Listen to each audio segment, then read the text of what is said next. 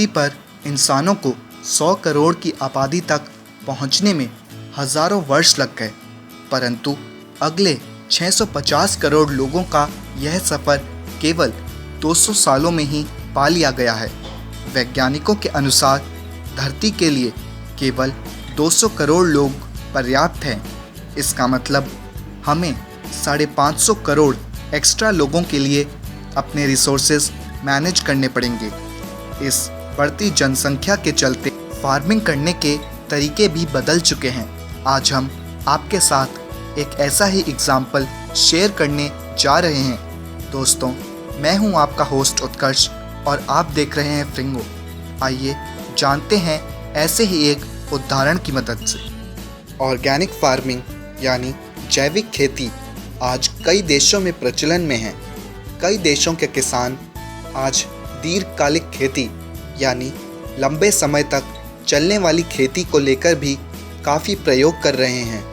हाल ही में अमेरिका में एक ऐसा ही अजीबोगरीब प्रयोग सामने आया है। कई ऑर्गेनिक डेयरी के किसान इस प्रयोग के तहत गायों के शरीर में एक बड़ा सा छेद कर देते हैं।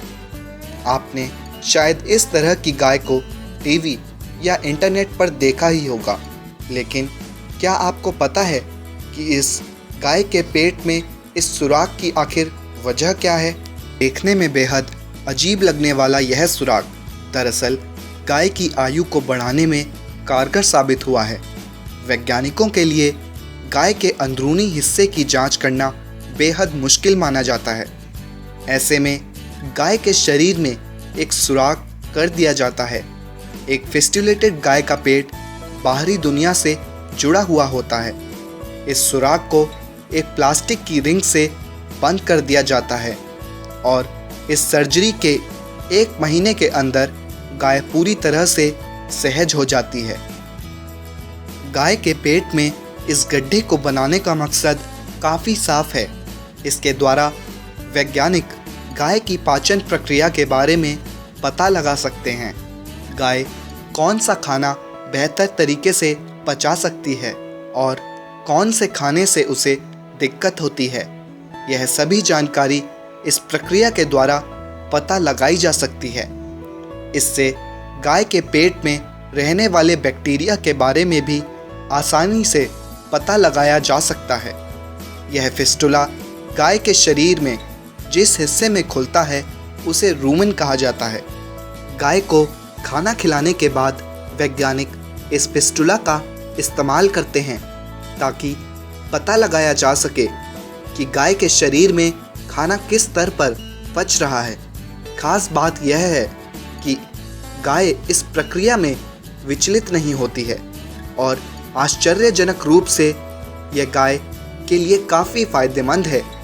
माना जाता है कि इस प्रक्रिया से गाय की आयु में बढ़ोतरी होती है।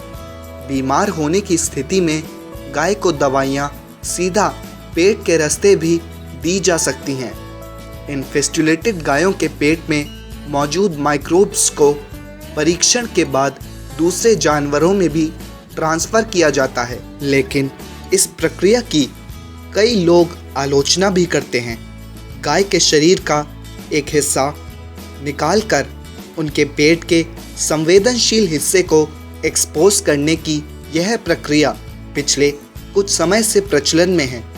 कई लोग भले ही यह मानते हों कि इस सर्जरी से गाय को कोई नुकसान नहीं पहुंचता है, लेकिन सर्जरी के 4 से 6 हफ्ते तक गाय असहज बनी रहती है।